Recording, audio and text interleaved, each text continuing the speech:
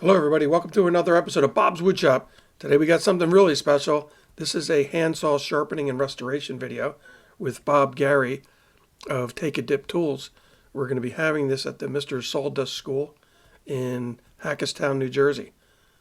Have fun with this, we sure How do did. you tell a good saw, right?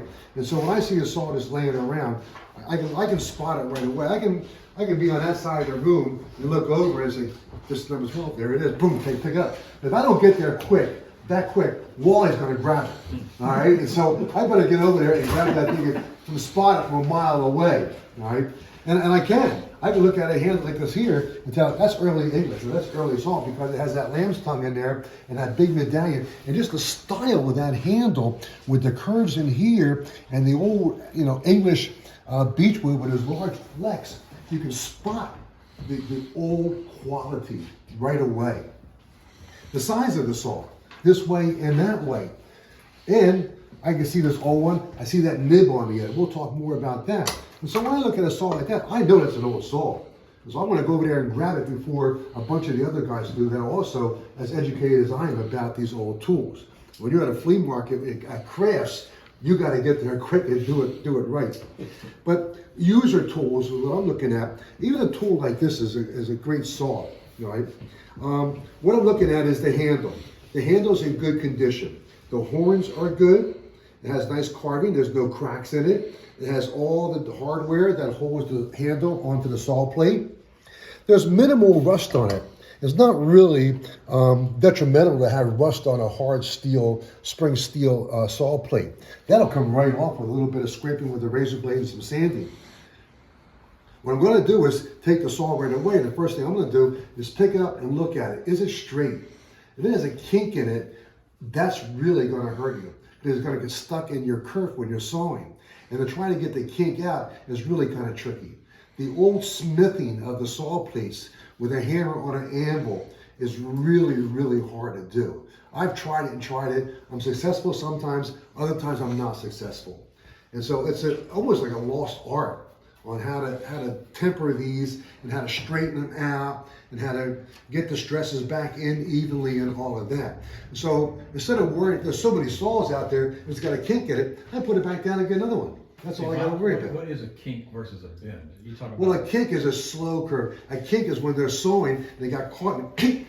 Yeah. It actually is a sharper bend. Okay. I look down, I see a slight bend in it. I can actually take it and work it a little bit and get that bend back out. But it is spring steel. You can bend this thing around, it's going to pop back, and it's still straight. That's the idea of being spring steel, all right? But I do look down and say, is it straight? And also the tooth line. Is it up and down like this? I've seen somewhere they sharpen, they never join it, and it's got a big sway in it, And so and that's it. And then I look at it a little closer. Is the rust causing pitting? If that's pitting in it, then that's detrimental to the saw plate. It could be weakness around the teeth. That when you go to set the teeth, because there's pitting around the teeth, then you're going to bust a tooth. And so you don't want the pitting to really be that bad. A little bit's okay. But if there's a lot of pitting, it's a deep pitting, and it's on the tooth line, that's where it's bad. All the earlier saws, up until 1950s and 60s or such, they're tapered. And what I mean by tapered is that it's thicker at the saw, at the tooth line, than up here at the back of the saw, okay? And that is good because now when I'm sawing, it's thicker down here, even when you set the teeth, so I get into my kerf, it's not gonna bind in this area up here. So it is thinner, it's tapered ground. And that's what's kind of tough. You can go buy a saw plate, you can go buy spring steel, they use it for back saws. You can make a new plate on a back saw, but it's not tapered ground. Back saws aren't tapered ground, so that's okay. But a handsaw is tapered ground. And there are some guys that are making handsaws for the new spring steel that's out, but it's not tapered ground. So you need a bigger set on your teeth now. Well, what's that mean? Now I'm cutting more wood, which makes my work harder. So having a thin back or a thin saw plate means I can set less of a tooth line here on my, on my set. And so I am looking also at the teeth. Broken teeth is a real pain in the butt because you can have one tooth broken and it may not cause a whole lot of problems when you're sawing. Ripping, it will. it'll get caught. It'll get caught when you're trying to rip. Crosscut, not so much. But when I'm looking at a saw like this, and I pick it up and I look at it, and I say, man, it's like a tooth missing here, two tooth, three teeth, some teeth missing, a whole bunch of teeth missing on this saw. Look at this saw, pass it around. So right away I look at it and say, I know what the problem is. That's an old saw, and the temper is no good. And so when they're trying to set the teeth, they're busting the teeth. So what's going to happen with me? I'm going to spend 2 hours getting that tooth line back, sharpening it back up again. Now I'm going to use it, it binds in the curve, so I got to set the teeth, snap, snap, snap. That goes all the time. I just did. And so you got to be careful when you find busted teeth. There's a reason for having busted teeth. And a lot of times the reason is the temper in the saw isn't as good. By the 1880s, they had the tempering down. It was pound. But anything before 1880s, it could be off a little bit here or there on certain parts of the saw.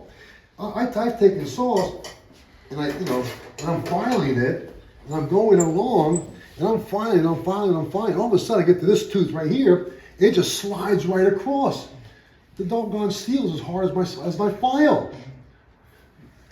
What are you gonna do? I take it and I mark it, and I'm not setting that tooth, okay, because it's gonna bust when I try to do it. And so you have to watch that when you have broken teeth, right? You have to watch your, and also you look at how has the sharpening been done in the past. Here's a part of a saw here. Pass this around. Look at the saw sharpening. There's no consistency on this at all. To try to resharpen that and to try to get some logical sense of evenness out of those teeth is impossible. All right, so can I redo it? Sure. You take it, you file them all down to nothing, and you start from scratch again.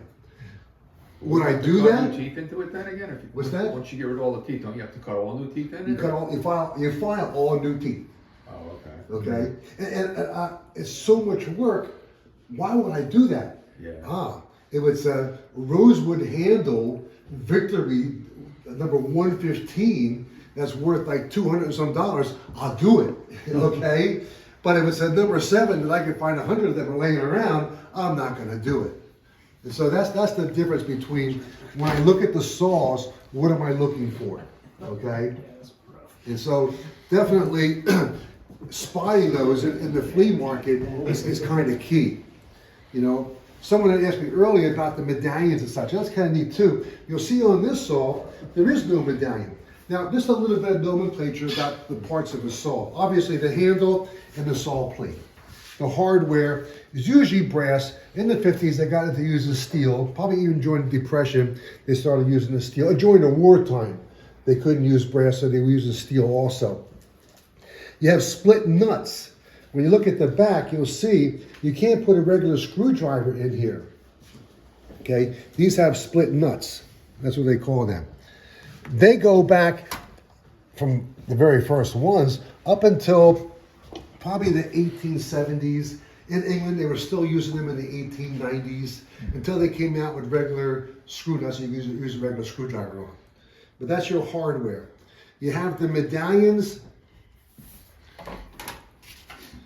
Okay, these are the medallions here, that big one. A lot of times there'll be a name in there, like Henry Diston or whoever made it. It might say Warranty Superior. Warranty Superior was kind of a second line that maybe Henry Diston made for a hardware Seems store. like there's a lot of them out there. There are a lot, but I tell you what, a lot of them are very good saws. Oh, yeah. Don't boo-hoo a Warranty Superior saw. A lot of them are very, very good steel, particularly when you're looking back. I would say Warranty Superiors in the early 1900s are better than any saw being made today. Right? So the Warranty Superiors can be very, very good saws. A lot of times, maybe like Henry Diston bought out Richardson Brothers out of Newark, New Jersey, taking all that stuff. Well, he's not going to put Richardson medallions on all the Richardson stuff that he got. He'll put Warranty Superior on it and sell all that stock of Richardson stuff that he had laying around. And so that's where that's coming from. But this one has no medallions, and so that tells me it's very, very early 1800s or late 1700s. Even the style of the shape of the handle in here. This is what's called a lamb's tongue, just by the shape of a lamb's tongue. Very, very fragile. was made on a lot of the very early old style English hand saws. A lot of times you'll see them broken in here. To find them not broken on a very fragile one like that is kind of nice to see. The horns on this, you have the horns on the top and the bottom. Kind of key in the use of a saw to have the horns. They lock your hand in. The hump right here, it's ergonomic. It fits into the palm of your hand where you had that depression. And so when I'm holding this, I put my hand in there, it locks it in. Now, of course, guys back in by 1800 was a little shorter and smaller than my hand, so my hand's kind of tight in there. You have a very small hole here also, but you're only putting 3 fingers in there. But the horn on top and bottom lock your hand in. More modern ones still have the horn top and bottom. They're the big because they're putting the whole hand in there nowadays, is the idea. And even here, it does for my big hand, kind of lock me in, okay? But I'm still, even with that big opening there, putting my finger on the outside. Okay, so you want your hardware to hold your saw plate tight. And so you don't want them all buggered up or missing. Up on the front, you can see it more on this one, you have what's called a nib, N-I-B, and that's for decoration.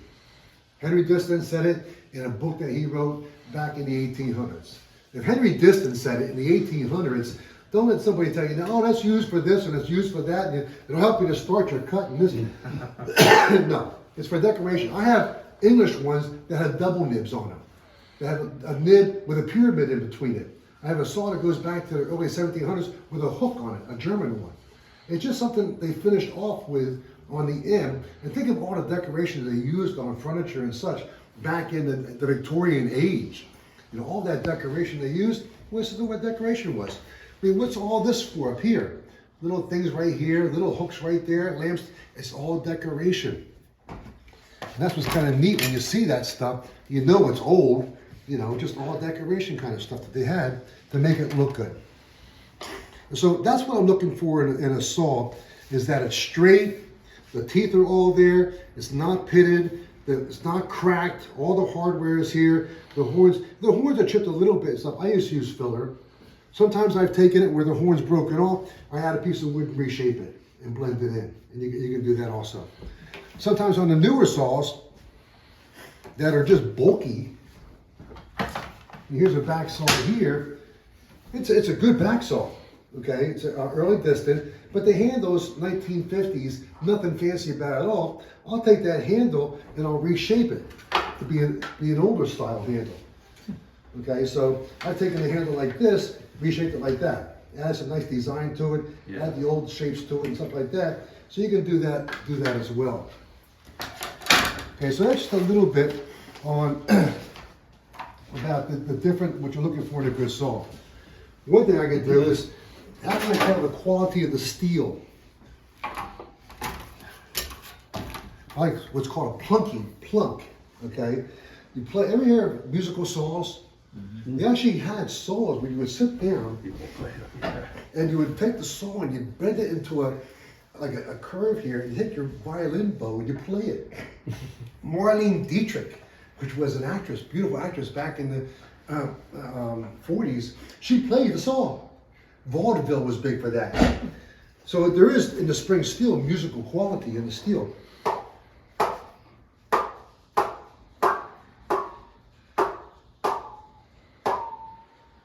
A little bit there, okay, not bad. That's good English steel. Roy Underhill style.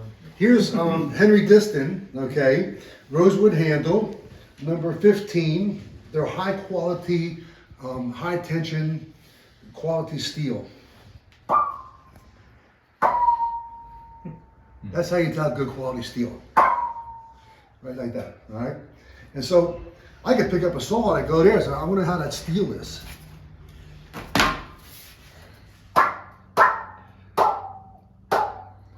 Good spring steel. Even when rusty. What's that? Even when rusty. Even rusty, okay? And so you can, of course, you go to the flea market and you start doing that, you go, what the hell is he doing, you know? It's kind of funny to see that. You know, and even a saw like this one had a busted horn on it. I put a whole new horn on there. Rosewood comes together real nice too, you know, you can really blend it in good. But that's a Henry Diston top quality line saw from World War I. There's an etching, and also, I forgot to mention that, etches. There's an etching in here, but there's also an etch here of an eagle carrying a cracked Liberty Bell flying through a bunch of flags of all the Allies that fought during World War I. And when you can still see that etch in there, I have some that I've sold for like $300 and some, where that etch is like brand new and bold. It just jumps right out at you. You can count all the feathers on the eagle. But pass that around. It is sharp, so be careful. But those are very valuable and rare to find saws like that. Hey, don't play my saw. Okay, so, what I was going to mention is the etches and stuff. On the old saws, they would stamp it. Before they temper it, they'd stamp it with a stamp and a hammer, okay? And so they would have the name in there. A lot of times you'll see the stamping isn't even, you know, the number might be a little bit lighter or darker or heavier or whatever, but they would stamp it before they would temper it. In 1865, Henry Diston was one of the first to etch it. He would do an acid etching. And then English still traditional, followed the old ways, and so they would still do the stamping up until the 1870s or something. But by then, everybody was doing the acid etching, and you could put these elaborate etches. You know, so even on a secondary saw, sometimes you might find, like I have some that have a train locomotive and airplanes and all kinds of stuff with these acid etches. And so there's a whole collectible area of guys collecting saws just for the etches. You know, and they're kind of cool. They're very, very ornate and artistic. There's somewhere around maybe 320 grip and lightly sanded with some steel wool also. But I'm not going to make it shiny, okay? It's an old saw, and I'm not going to really, it has broken teeth in it. I'm not going to sharpen it. I'm not going to go through that. It's not going to be used. I try to preserve it. The handle's probably dried out. I might use some oil and soak into it to enrich the grain again and get some liveliness back into the wood. And then I might just put a wax finish on it, a paste wax finish on that. We have these saws as collectors, and any tools, we preserve them for future generations. So that's what I'm trying to do here, is just preserve it. I'm not going to use it. This is unrestored. This is what I want to do, is I want to take it and restore it like this, okay? And that's a good restoration shape right there. Okay, cleaned up, steel wool to handle. If it's split nuts, I don't take the handle off of the saw plate with split nuts. You can, but I'll tell you what, those split nuts are very, very thin, old, fragile, they'll break. You know, they'll break. Okay, and they're hard to find replacements that match up. And so on a handle like this here, it's better to leave the handle on and not take the split nuts out. When you say oil, what? Linseed oil? Linseed oil is one. Yeah, there's all kind of oils. People like who do woodworking have your own oils that you like, you know, and so you use the oil that you like. A lot of times one's not better than the other. I just want to get some lightness back into the grain again. Mm-hmm. So I do use linseed oil. When you're using the razor blade and then the sandpaper, you're doing that dry? Yes, yeah. But you can do it wet. You can do, you know, with water or alcohol. People use, I mean, I've heard of using all kinds of stuff, you know, diesel fuel or whatever, you know, but I don't try to get into that kind of mess and chemicals and all of that. The most I might use is water around the edge, so I don't lose the edge. You know, the water is kind of nice. Losing the etching on there? Oh yeah. We'll talk more about that. Yeah, we'll talk more how you cannot lose the edge. I mean, the first thing is, how do you get a good saw at the end? Have a good saw when you start. You know, how do you get a good etch at the end? Have a good etch when you start. You know, you can't take an etch that's barely visible and all of a sudden bring it back so you can see it really clear. That's not going to happen, right? But we'll talk about that also. What causes this black staining? You It's mentioned rust, but it's rust that has eaten more into it. it is rust? Yeah, it's you know, so when I see some heavier rust like down here at the bottom in this area here, it's attacked the metal a little bit more. But it hasn't pitted it, it just Yeah, colored it just attacked it, you know, and so, you know, you can sand it shiny, you can really work some more on getting that sanded down.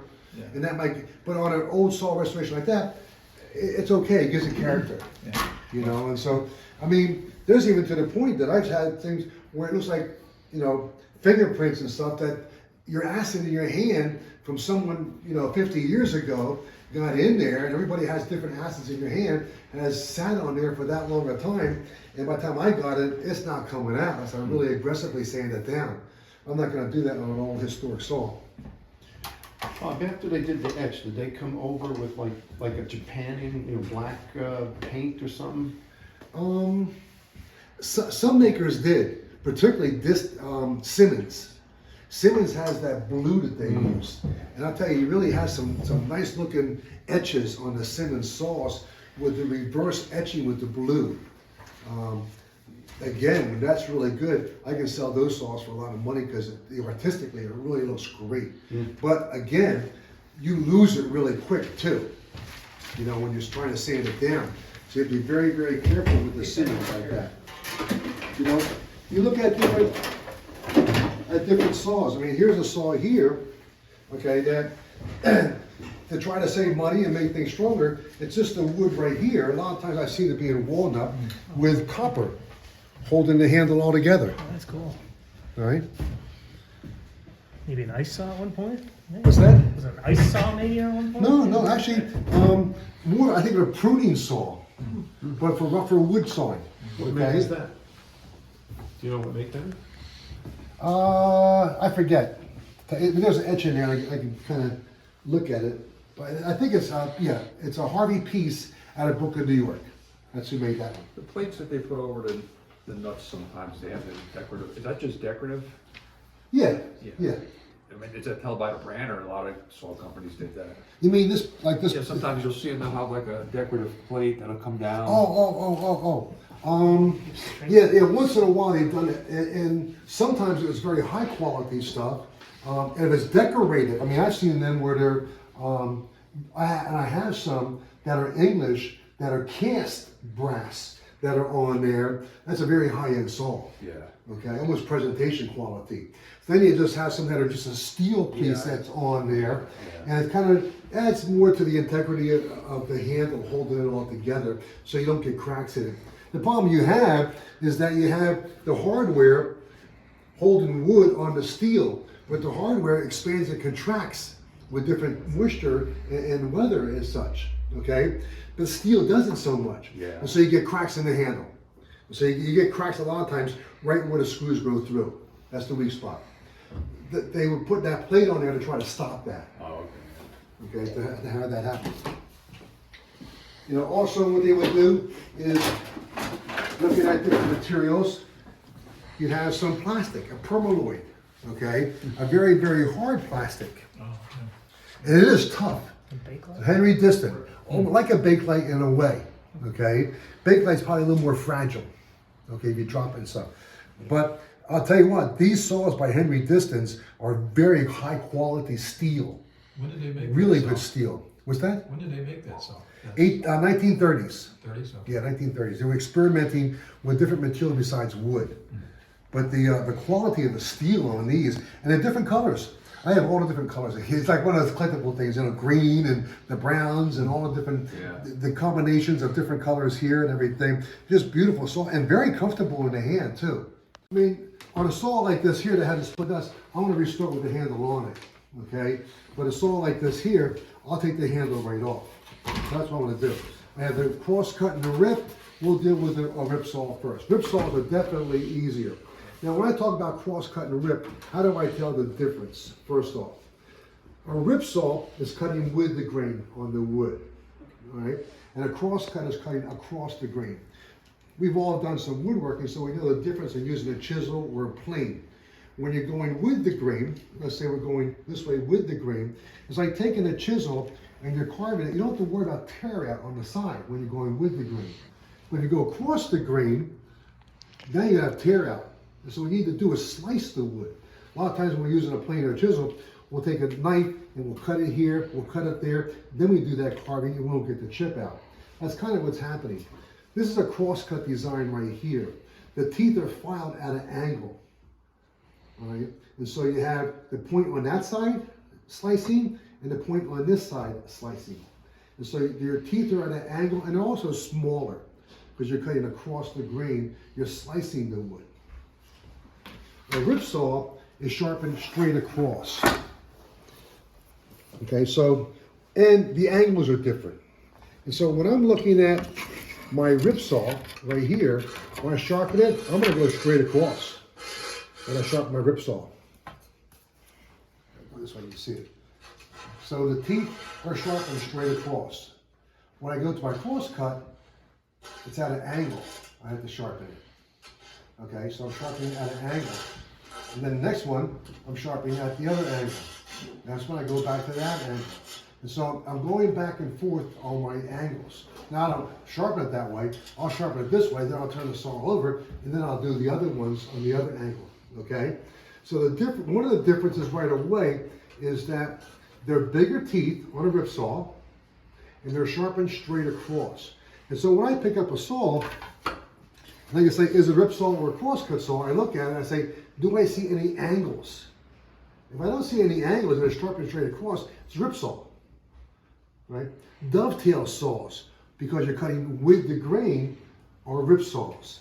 But the teeth are 15 points per inch. And what I mean by that, a lot of times you'll see that right down the corner over here on the handsaw. It might say 8, it might say 10, it might say 5.5. That's telling you how many points per inch, not teeth per inch.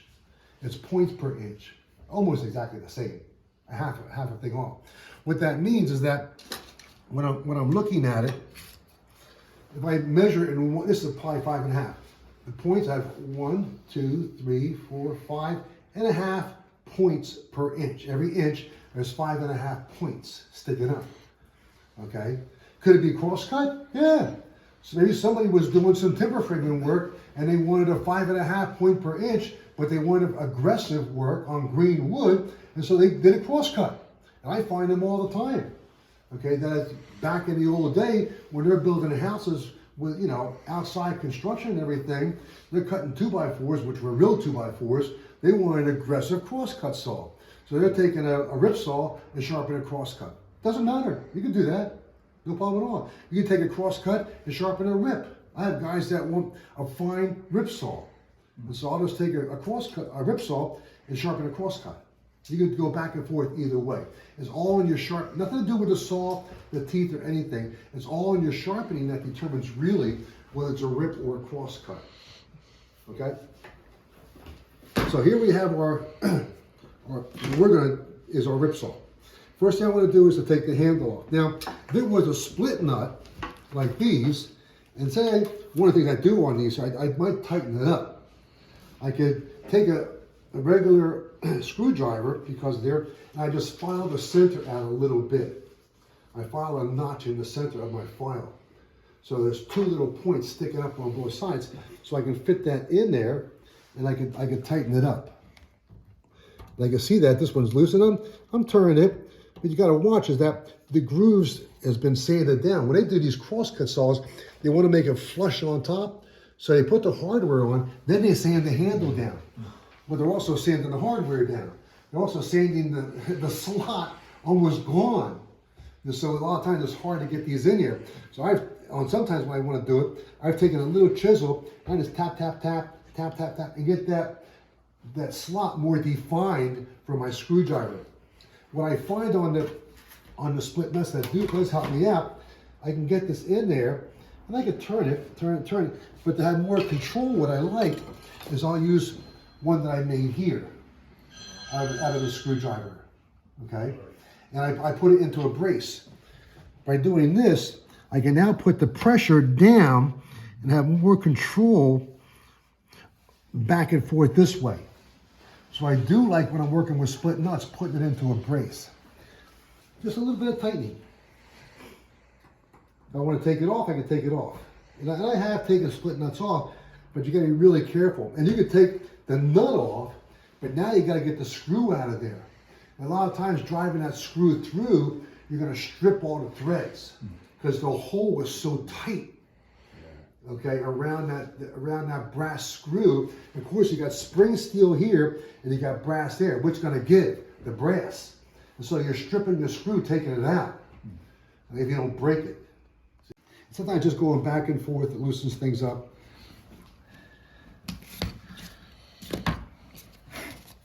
And a little tap, tap, tap.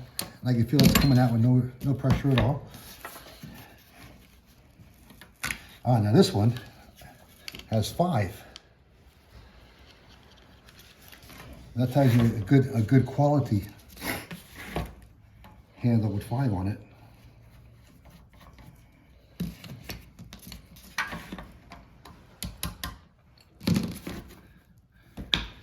Making sure.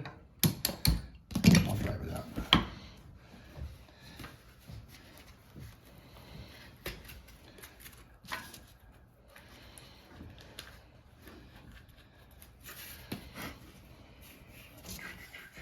Then I got one more.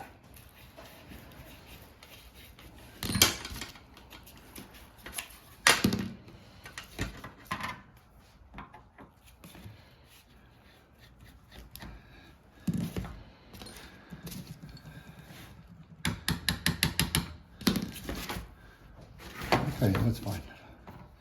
See, a lot of times you won't know whether it's growing over or not and gonna come out without chipping unless you take a look. I just put this one here as my last one, and that's gonna go down at the bottom.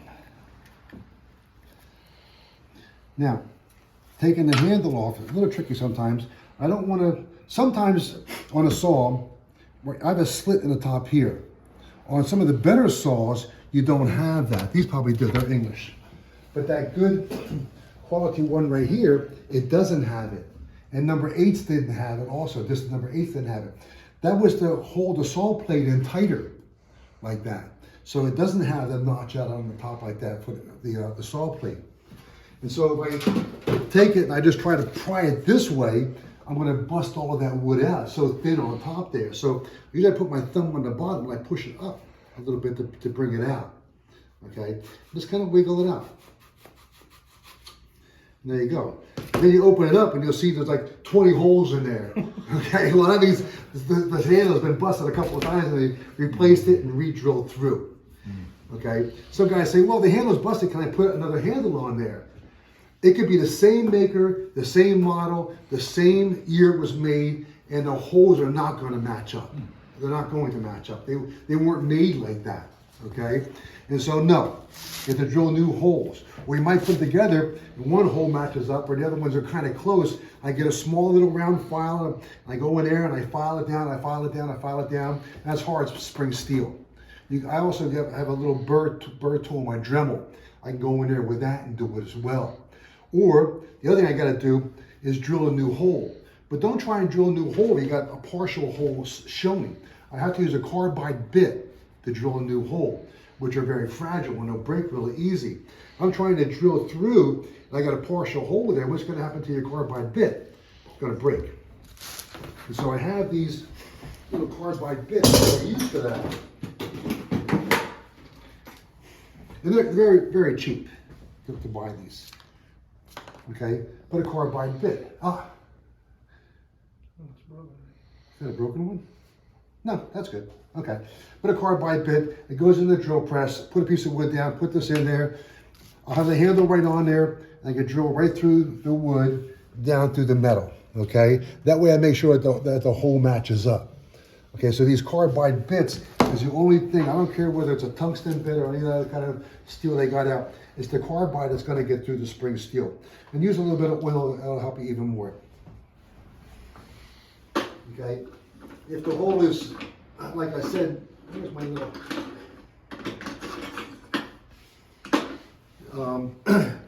I can use a small round file. The jeweler's files work really good with that. Okay, so now I got the handle off and I have this here. Let's deal with the handle first. It depends how much of a restoration you want to do, right? I like to say we're going to use the saws, and so I'm going to do very minimal restoration. I could strip it all the way down. I mean, and of course I've had some handles that have been painted. So yeah, I want to strip all that paint off of there. Okay, and so I like using this stripper right here. Okay, it smells good. Put your gloves on, it's no problem at all. Okay, it's a citrus strip. And you might have to do it a couple of times to get the finish off. If the finish is chipping all off and everything, you can strip it down. It depends how much you want to restore. I find with plain handles and saw handles, very easy. Use a little bit of denatured alcohol. That's what I have in here, and some steel wool. So let's go ahead and just spray a little bit of denatured alcohol on here. Let it sit a little bit. It kind of loosens everything up. And I can see some paint over here. I'll just take my paint off right away and just go ahead and use your shellac or something or a varnish on there. This will kind of amalgamate it all in there. This is a nice cherry handle too. What finish did they generally use on the It could be a shellac or a varnish. Yeah. So I'm just gonna go through here and just kind of, I got paint up in here. A lot of times they painted these things to identify their saw. You can see that it's taking that paint off of there. Sometimes you might take a little bit of sandpaper to go in there and help you get it off. Could you use mineral spirits? Yeah, that'll work. I just like the smell of the alcohol better. It's also, it's okay for my hands as well. I don't like wearing gloves all the time, but I should wear gloves right now. But I did bring gloves. When I get into the rusty part, I will, but the alcohol doesn't bother me so much. I'm just getting that paper off that I just got from sitting it on here. There we go. I like going with the grain. Because even the rough, this is like a #1 grit steel wool, which is a little aggressive. You said that's just regular rubbing alcohol? Denatured alcohol, yeah. Yeah, good for the shop. I use the alcohol when I even mix up my own shellac and everything. I'll use that. Original sticker on the back of the handle looks like. That'll probably come right off a little. Let that soften up a little bit. What kind of wood do you think that is? What's that? What kind of wood? I think that's cherry wood. Yeah, it looks like a nice cherry. They use beech wood, sometimes walnut, but not much. Cherry wood sometimes too. A lot of times it's beech wood that they're using on a lot of the saws. Apple wood. Apple wood is really the #8 Distons, and a lot of other companies use the apple wood too.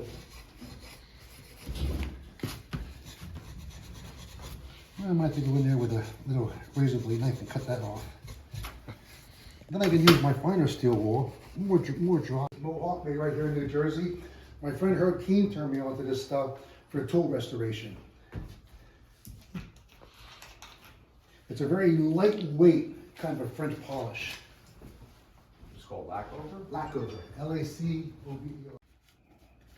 It looks great with rosewood. All my handles for my, it dries really quick. It does kind of blend in any scratches and everything also.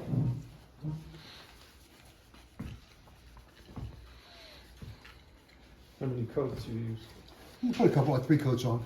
Let it dry only for like a minute or so, and then almost while you're doing it, it's drying already. Some guys say, if you take off every white speck of paint off the handle, you're doing it wrong.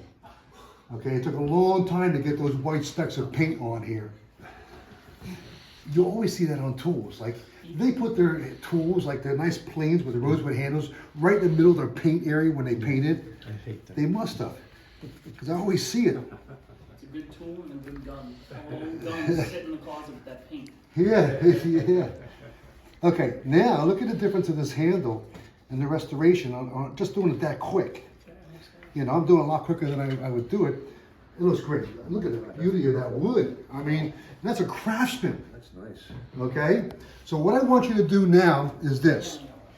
I want you to go to your workbench and pick out an area. There's saws there. You look at the saws, look at the saw vise and everything, and take your rip saw and take the handle off and restore the handle.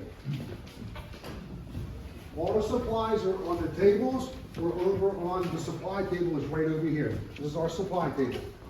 There's a lot of supplies here, steel wool, alcohol, and that kind of stuff. look at the saws. There's actually be one set of saws that aren't being used because we only have 7 people here and there was 8 set up originally. And again, these are just, but you know, I picked out good saws, so it's not like you're gonna, listen to that, beautiful, beautiful music. It's like a musician. Plane, chisels, the saw plate. When you got rust and tarnish on it, you can get a lot of this off of here really easy using a razor blade, okay? And a brand new razor blade is cheap. Get in there and scrape it down. I kind of do like to go and go at a little bit of an angle. Actually, I like this one almost better than this. I have more control with that. But these are good too. So you can see how much of that rust and junk I'm getting off of there. I don't have to make a mess with my sandpaper and put the scratches in the metal that I would get with the coarser grit. You like to do that while it's dry, right? The blade's dry? I like it dry. I mean, some people do like putting, you know, you put alcohol on there. I mean, it actually loosens up the tarnish sometimes. You know, turpentine or things like that. I use WD.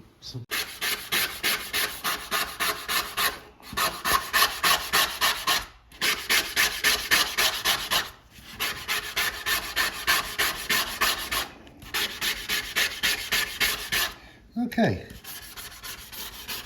so I got the majority done with my razor blade, and it's kind of key to after a saw, just throw the razor blade away and give your razor blade because it's going to dull up. This is spring steel, this is hard steel, and so it does dull your razor blade up, and you don't want to be working with a dull razor blade. And the sharp works so much better. With the etch right here, with my fingers, I'm going to lose the etch, so I don't want to do that. So what I'll use is a block of wood, okay? Because with the sandpaper on the block of wood, and I make sure that this is nice and flat, it's going to stay on top. So I just fold the sandpaper around the block of wood like that. I can go in here and I can sand this down.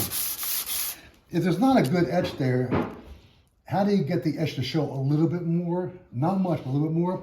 There's a thing called copper aging. Okay, it ages copper to make it look old. It turns it black. You can put a little bit of copper aging on there, and that copper aging soaks into the etch. And then when you're sanding up on top of the metal, not down into the etch. And so that way, that stays a little darker down in there. You might have lost some of that darkness, okay, that they originally put in there. Okay, I'm going to kind of go around the etch a little bit and say, that looks really good. I don't want to lose it.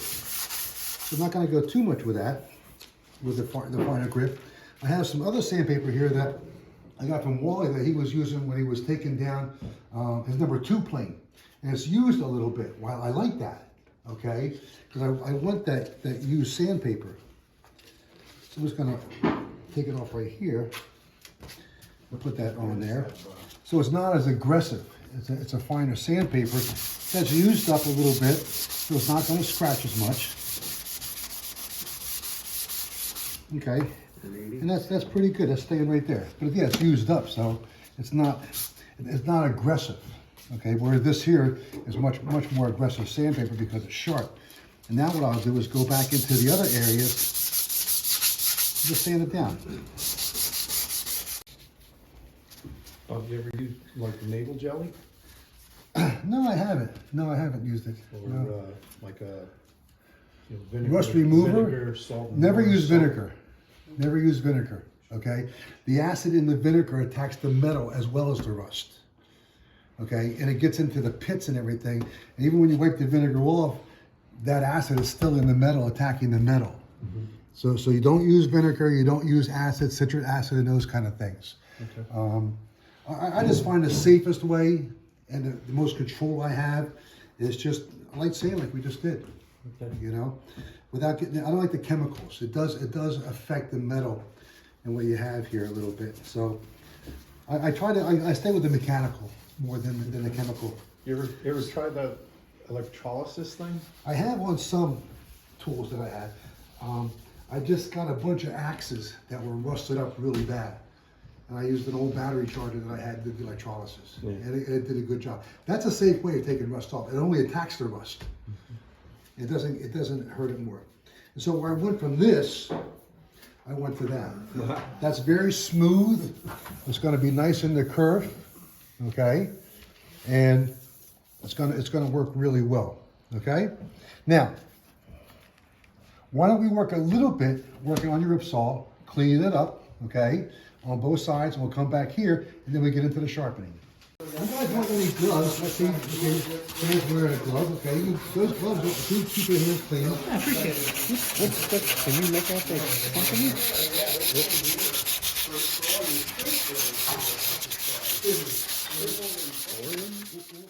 And you have your handle already. You're taking your saw, you have all the rust off the saw, okay? One of the things I didn't say, but don't forget, was also the top. Go on the top. Get any little dents and nicks that are in there. Catch your edges over here. Catch the back in here. Okay, get that all cleaned up, okay? I haven't waxed it yet because I don't want to have to work with it, get all that. I'll do that at the very end, all right? I look at it, I can see that nice edge, craftsman edge in there. It looks pretty good. And it's dark a little bit, that's okay. I don't want a shiny new. I don't want that. I'm gonna put it into my saw vise, all right? Now, saw vices themselves. There's a lot of these around, okay? And they're all pretty much the same. They clamp to a workbench. I had a couple here that I went to clamp and the workbench was thicker. I couldn't get it on. All right? I guess the workbenches weren't as thick back in the day. But I couldn't clamp it onto the workbench because it was too thick. So they're sitting inside there and they're good also. A lot of them, when you clamp them up, they also have the ability to pivot. I can loosen this up, and this will move, okay? And there's an important part about why that happens, okay? I can turn it, I can get things lined up, but I want it on yours to be straight up and down, and I lock that in, okay? I want it up to the table, and I want to tighten this up. Only by hand. I have seen so many of these that somebody took a wrench or a vice grip tube and they try to torque it down to make it tighter. It's cast iron, it breaks, okay? I have welded up ones, I got broken ones, and that's an issue. You can't take something to increase your leverage on it. Do it by hand, all right? They're all kind of short. You gotta move your saw. I have one at home that is 26 inches, but it's off of a big filing machine. It's called an Acme saw vise. And it's a big monster. That way I don't have to move my saw all the time, but that's for production work, not what you're doing. This is gonna work just fine. What you wanna make sure that your vise is in good condition here is all of your ones that you're using, I have taken a file and I just clean up a little bit, you know? I go across the top edges, I get any burrs off, go on the inside, file it, and get the burrs off. You don't want that to scratch your saw after you did all that work, clean your saw up, then you get scratches from your saw vise. So you gotta clean that up a little bit. Also, what some guys do too, is they'll put blue tape on the inside, okay? Just not to scratch up that nice job you already did. But again, it's hard steel, cast iron, it shouldn't scratch up if you're careful. When I put it in, I'm always putting the heel on this side to start off. Not that you have to. I can start off on this side. Left-handed if I start on this side, I don't know. But for a rip saw and crosscut saw, I go right here, okay? And I tighten that up. Now you can see that I'm on a little bit of an angle. When I look at it this way, it's kind of leaning back into me a little bit, so I do want that, particularly for my rip saw, I want that straight up and down. Okay, that's good. Like nice up and down, because that way when I file, I'm keeping my file level this way. I know that I'm not filing at an angle like that, which I don't want to do on a rip saw. I want to go straight across.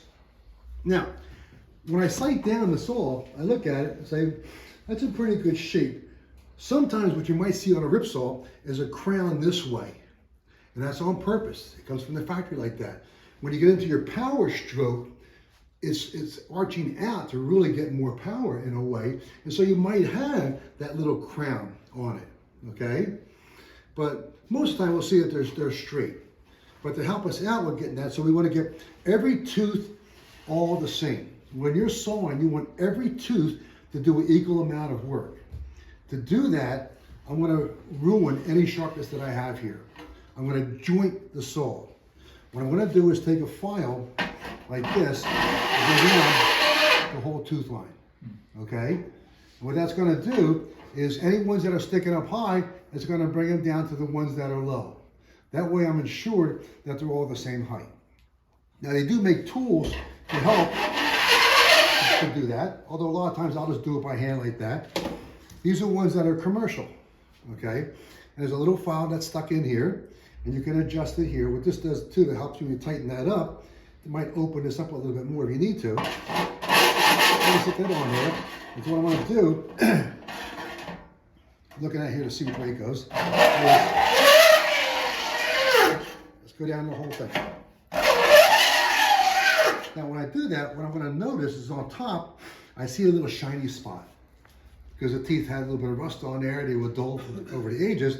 I can see that there's some shiny spots there, but not right here, not right there, shiny. You know, with this good light here, I can see most of them are pretty shiny. You don't have to get every one exactly the same and all shiny. Now, sometimes you can't find these. You can just take a piece of wood and cut a kerf in it on a table saw. Or just with, I did some over there, just with a handsaw. Okay, I have some smaller ones here. They're good for back saws. That's taking away any of the high teeth and bringing them down so they're all the same height. I can look across here now and I can say, you know what, I think I got one tooth right there is not caught yet. But all the rest of them are really, I can see a shiny spot in every one of them. So I know I'm good now. Okay, that one little one, that's okay. I want to say, okay, right, well, there's even a shiny spot there. It's like, yeah, right there.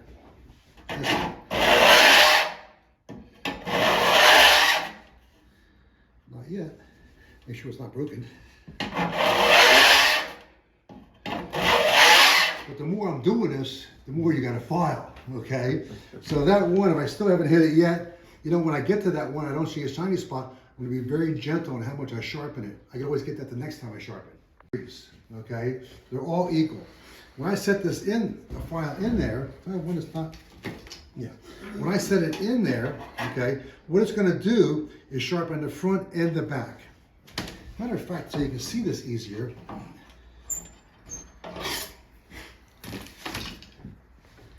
Bob, do you check the set first? no. Okay.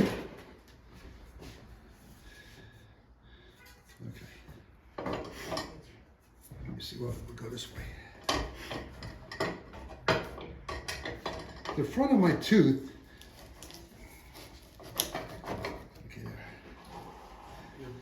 You straightened something off on you. That's okay, we'll leave it there. The front of my tooth is this side right here. Okay, so the saw is going to go that way. And there's the front of my tooth, right there, right on here. You see that long one part right there, that's the back of your tooth. When I set my file in there, it's filing both the front and the back of the tooth at the same time. Okay? This file wouldn't be big enough for these teeth. I would need a bigger file. But all the files are 60 degrees, they're all the same. Okay? Now, on a rip's tooth, pretty much you could say that the tooth could be straight up and down. The front of the tooth could be straight up and down. But that's pretty aggressive. If you're cutting soft, wet green wood, well, that's okay. It could be straight up and down. But most of the time, you want to lean the front of the tooth back a little bit just to kind of give you a little bit of ease of cut where it's going to catch some. So you're saying, well, am I cutting softwood or hardwoods? That can make a difference. Maybe with a hardwood, I'll go back 6 to 8 degrees. With a softwood, I'll go back maybe 5 to 6 degrees. Well, let's go 6 degrees then. That's kind of in between. And that's what I'm going to do. I'm going to lean my file, the front part, instead of being straight up and down, I'm going to lean the front back 6 degrees. And so when I file the front of the tooth, it's not straight up and down, it's leaning back 6 degrees. How do I find that 6 degrees? Use a little protractor. Okay, you can set it right up on your teeth. You can see there, it's leaning back my 6 degrees is what I want. Okay? And so now I know that these teeth are leaning back at 6 degrees as an angle with a little, you get a general protractor that's on Amazon for probably like $8 or whatever. Okay? That style, round on top, this style here, they're all the same. But the problem I might have is if I don't have a guide, how do I keep that 6 degrees constant? That's the only angle I have to worry about when I'm working on rip saws. As long as my file is not up this way or down this way, that it's level, the only thing I got to worry about is leaning this part of the file right there. That's the part that's going to touch the front of the tooth. Then I lean that back a little bit at 6 degrees. So what I do is I make up a little guide. You can buy these guides also. I take a piece of wood and I drill a round hole in the piece of wood.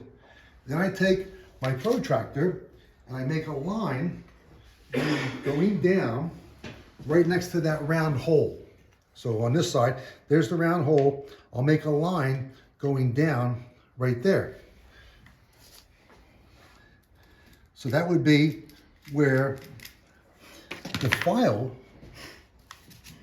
would match it right there and go in that little angle in that round hole. Okay? And so I just drill a hole in there and then I force it down in. I've done it on the side there. Forced it in. There's my angle going down. I just force the file in. Now, as long as I hold this and that is straight across, but I'm holding it there, give you a little handle hole, and this is straight across, horizontal, I know I'm at 6 degrees all the time. And so I can't mess up my angle. And I'm making sure I'm not dipping down, I'm just doing this. Keeping that horizontal all the time, okay? I put it in this way, the same thing. Got a nice little handle there to hold on to, and keep it like that. What I want to do is, because I have the flats on the teeth here, I want to bring get rid of the flat. But I don't want to do it all at once, because remember, when I'm sawing the front of that tooth, what am I doing to the other tooth? I'm filing the back of it. And so what I'm really going to work with is a couple of teeth. Okay, I got a little bit more flat there. I'll work there, come back here, and I work a couple of the teeth at a time, about 4 or 5 teeth at a time. Once I get all the flats on them, just gone, just gone. Don't go past that. Once that little shiny spot is gone, it's gone. Okay? And then if you keep going, what's going to happen? You have a lower tooth now, so don't keep going. But I work with about 4 or 5 teeth, then I move on to the next 4 or 5 teeth, going back and forth till I see that spot just gone. Okay? And so I work with my saw, and I start with the back teeth first. Okay, why do I start with the back teeth first? How often do they come into play? You're going to screw up on the back ones. I've already jointed the teeth. So I have them all jointed there. So now I can bring it down pretty close. And I don't think you worry about getting it so it disappears. Right there is fine. Only by hand. Don't go crazy with tightening this up. It's not going nowhere. Okay? And to help you out, you see that even though it's bigger teeth and we have good lighting here, and I can see that, I like wearing my visor all the time because I can see the teeth and each tooth more in detail. Yeah, even better light. Okay? Now the files. Nicholson's would be the best if they still made them the way they made them back in the 1950s. But they're making them in Mexico and Brazil now, and they're crap. The best files you can get today are the Baco Swedish ones. Okay, that's the best ones. If you go to Lee Valley has them for about $8 a piece, right? And if you think about, hey, I'm going to do a couple, I got 3 sides to work with here. Usually it's only going to take me to do this one here. I might only use, on a good file like Baco, I might only use one. This is going to wear out first, your edge. I might only use that one. I still got 2 more saws to do. $8 is not bad, okay? And so I can use these here for many saws if you buy the old ones, if you look at a file and you find any file that says made in USA, it's good. You got good steel. It could be a Simmons, it could be a Richardson, it could be a lot of the saw companies made files because they had to do their filing. Okay, but they also had good steel, so they made files. And so you'll see a lot of really good files. It says made in USA, it's good. Okay, made in Switzerland is pretty good. Other places, you're not sure what you're getting. Made in China, it's crap. Forget that. You'll get down about 3 teeth and it's dull already, and the steel on the saw is harder than the steel on your file. Okay, so enough about the file. My advice is to go to Lee Valley, buy your files there. How do I know what size file to get? You can look online, you'll find out about those. Lee Valley has them also. But what I want to do is, since it's filing the front and the back of the tooth at the same time, when I put the file in there, something's not right. Oh, I see. Let's go this way. Okay. What I want is the top of the tooth should only be halfway up the file. That way, I'm only using that half of that file going up. So when I turn the file for the next time I use the file, I have a fresh side. And so try to use a file that's half the height of the tall, okay, the tall one, about half the height up. That's going to give you, the bottom of the tooth is called a gullet. That's going to give you a good gullet at the bottom, and it's going to sharpen the front and the back with no problem at all. Now on the back saw, sometimes on the real fine teeth, I might use a smaller file. I can see more with a smaller file on what's going on. Because really what's wearing out most of the time anyway is that edge. Okay, so, you know, I'm not concerned so much about wearing out the face of the file. That seems to always stay pretty good. It's the corners that wear out a lot. That's getting a lot of work when I'm doing it. And so now that I'm ready to file, I start from the back right here, bring my visor down and adjust it. There we go. I'm gonna start right here and I do strokes. My wife knows this.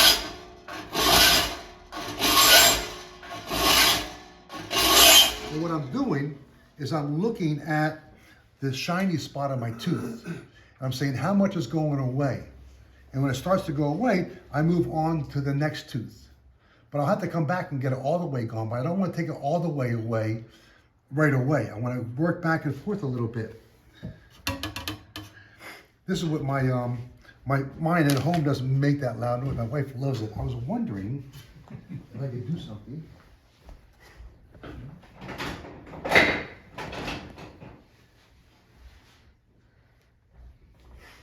I wonder if you could just deaden that sound a little bit. Because it's the vibrations. Maybe the wood on there might help me out. I don't know if it is or not. A little bit.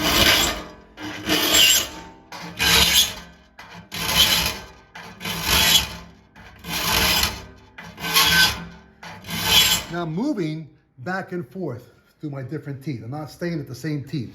I have about 1, 2, 3, 4, 5 teeth that I'm working with here. And I can see where the flat spot is. Okay, now those first ones, the flat is pretty much gone. Use the whole file. Start from here. That kind of is nice too because you know you're not dipping one way or the other. Start and go the whole way. Nice, even stroke.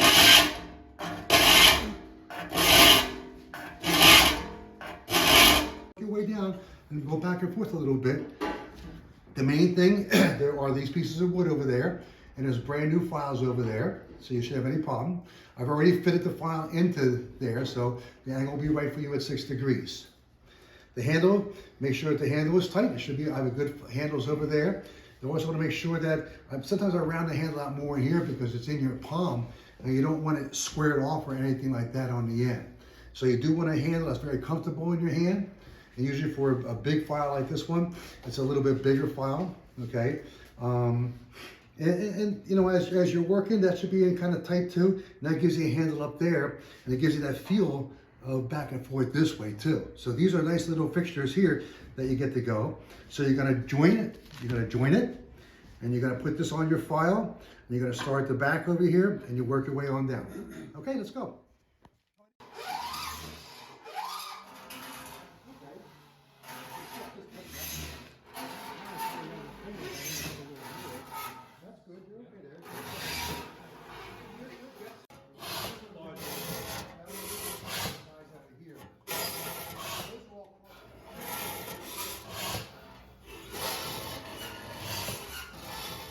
Like this is good for crosscut and for ripping. Okay, this is one I made a long time ago. Probably, I think Chris Schwartz was one of the had the idea, not the idea for the design, but it kind of followed his design a little bit. Okay, all saws don't have to be set. No saw has to be set every time you sharpen it. Okay, but every once in a while they gotta be set. You don't know. I could go out and say, let me get the micrometer and go here and measure it, and I want to make sure that I measure my saw plate. Maybe my saw plate is 31 thousandths, and so I would want 42 thousandths for combined both sides, about 5 to 8 thousandths of an inch on each side bent. Okay, so if it's 31, 41, 45 is a good set. But getting the micrometer out and figuring all that math out and getting it just right on, take it to the piece of wood. This is softwood, the same wood as the flooring.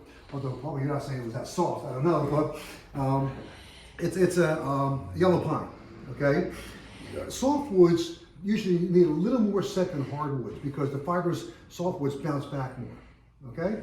So usually a lot of softwoods, you might want more of a set. Particularly wetwoods, you definitely want more of a set, okay? Hardwoods, a little bit less. So I'm saying 5 to 8 thousandths, per side bending.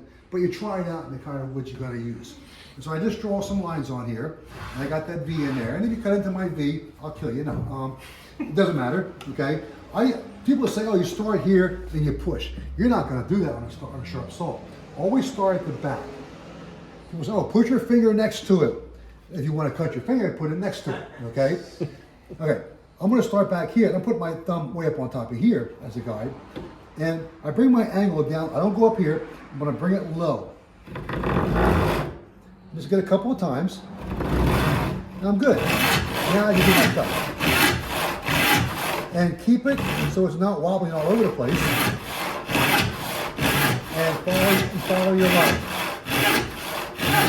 Then I can increase my angle once I'm in there. Now, here's this saw, and there's the saw I just used, the one that I did. Look at the difference in the set. Look how wide that set is. Yes. Okay? And so you have a very wide curve. Well, what does that mean? I'm cutting more wood. So it's harder on me. I'm going to wear myself down. Not just that. What happens when you get a wide set is your saw is wobbling and traveling all in that curve. It can go left, it can go right, it can go all over the place. And so what I want to do in this case is to take some of the set away. Not only that, it helps you to do this anyway, which we're going to do to all of our saws. But first we want to check the set out. We're going to hone the side. And by honing the side, I take a sharpening stone. You can use a diamond stone. I just take some old broken stones that I have like this laying around. I'm going to set the saw flat and go from the back to the front.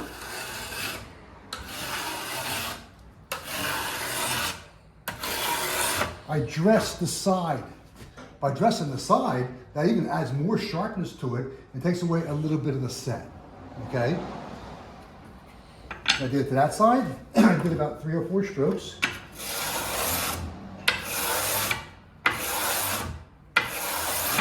And I'll go there. And then I can see how that works. Of course, I'm going to wipe some of that junk off of there. And be very careful with these sharp teeth. These are razor blades now. And it's very easy to cut yourself. Okay, and let's see if I can start the next line next to it and see what do I have now. I can take it back some more.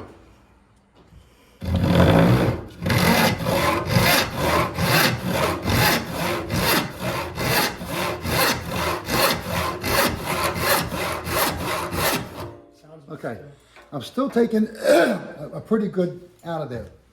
Okay, and so this is one of those rip saws where it might take a couple of sharpies before you lose some of that set. Can you take more set out? Sure. I can even take a file to the side.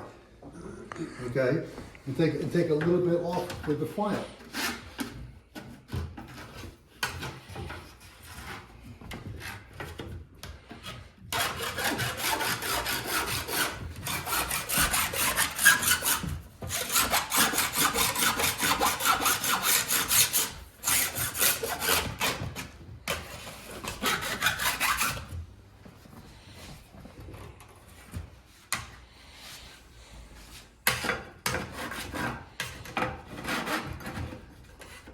Need a little thinner piece of wood, makes this easier.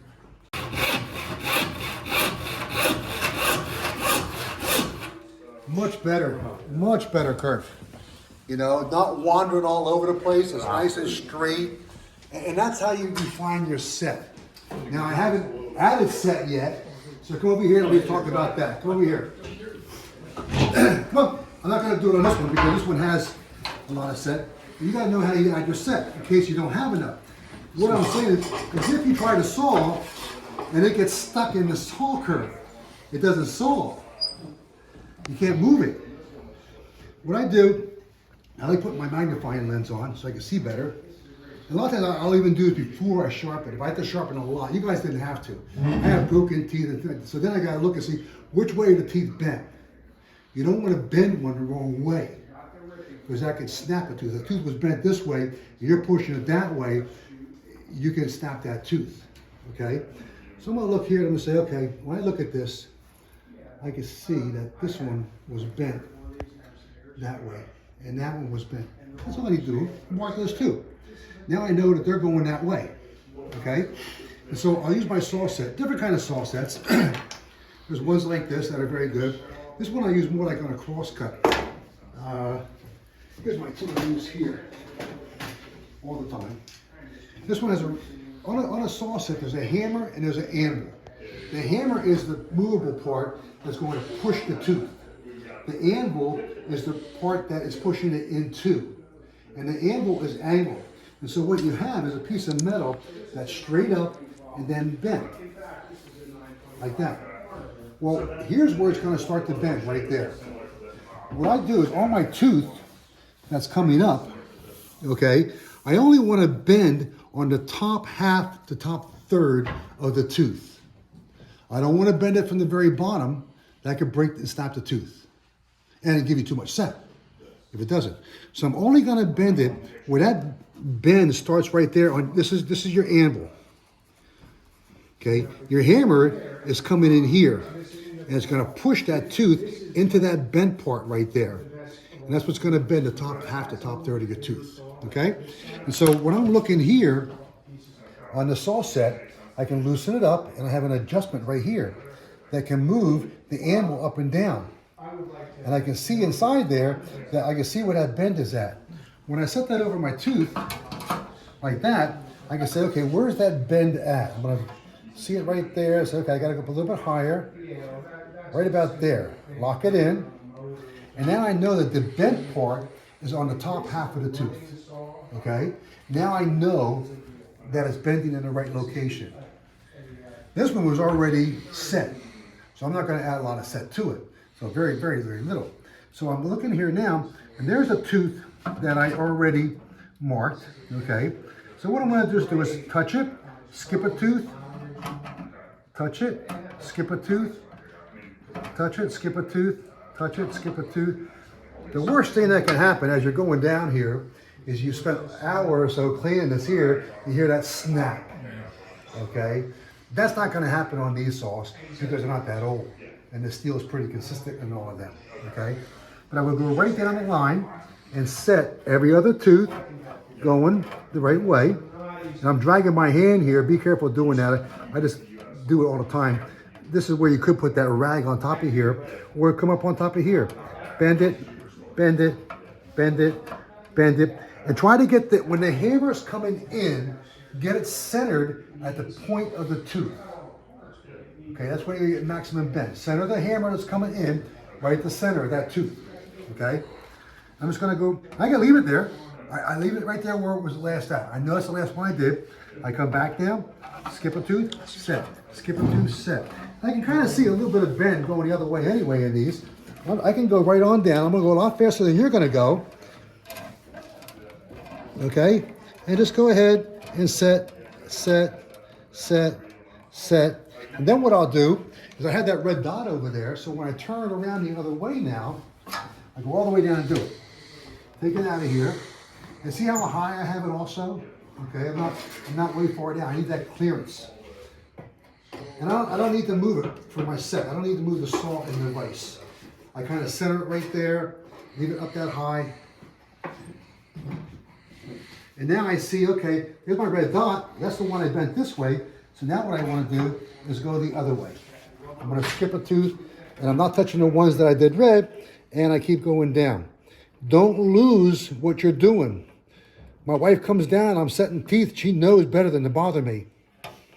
Because I don't want to be disturbed at this set and mess up what I'm doing. I'm bending the correct tooth.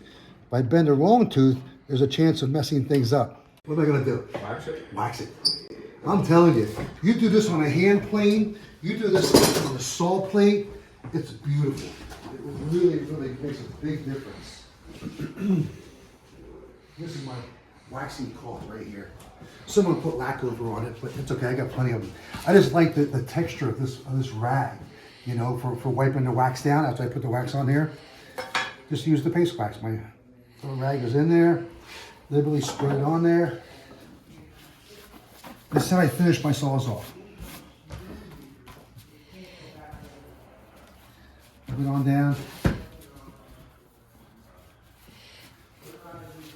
This protects it from moisture down and working in your basement or wherever you're having your saw stored at. You're not going to rust again. And you do this every once in a while. You don't do the handle? Huh? You don't do the handle? We did the handle with the lac over. Oh, so you don't put wax on that? Don't need to. That's a beautiful finish already. It's already protected in wood. And go ahead and polish it. Polish it up a little bit.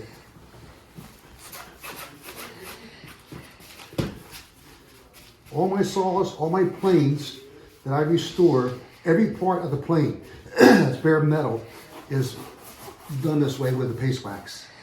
Whenever I go to a garage sale and I see paste wax, I grab it. I got so many half full cans. It's good for me. Okay. Take this thing and shine it up a little bit, go right along the tooth line there. That thing is nice now. I take this back over to here. This thing's gonna fly through that line.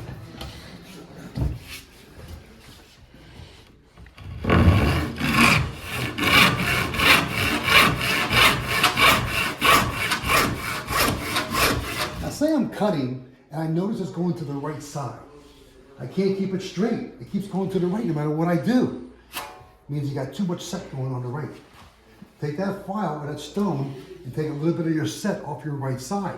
Because it's grabbing that side and it's pulling it over all the time.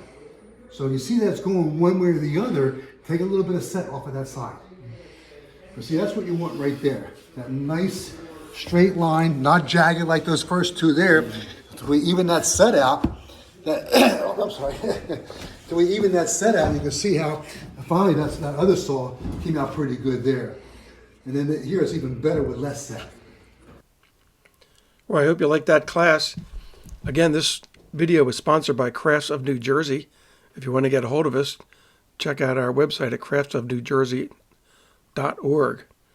If you want to get a hold of Bob Gary, here's his contact information. Take a dip at Opton Online. And if you wanted to get a hold of the Mr. Sawdust School and Wally Kunkel, you can contact them at mrsawdustschool@gmail.com. And as usual, thanks for tuning in today. I really appreciate you spending a few minutes of your day with me. So until next time, I'll see you on another episode of Bob's Woodshop. Bye-bye for now.